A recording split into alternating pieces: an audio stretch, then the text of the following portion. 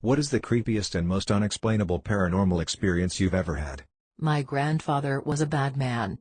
Alcoholic, extremely violent, tried to kill my grandmother in front of their kids. One of his less horrible acts was abandoning my grandmother with their 6 kids, all under the age of 12.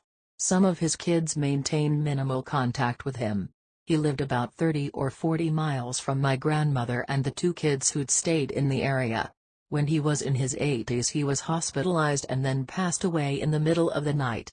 In the morning his oldest child, one of my aunts, went to the morgue to identify the body and fill out paperwork.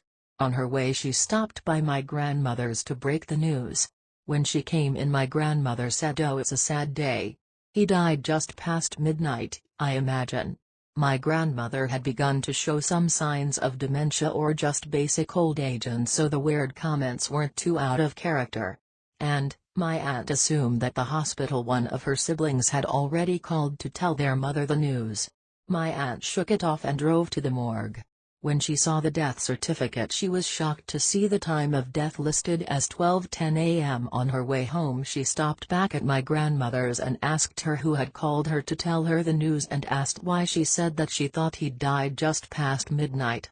My grandmother said he came to see me at 12:30 and we talked for a spell. He wanted to apologize for all he'd done to me and you kids. I think he made his peace and was able to move on, so I'm glad for that.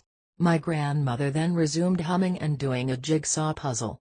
TLDR, my grandmother knew her ex-husband had died and the approximate time of his death because his ghost visited her in the middle of the night.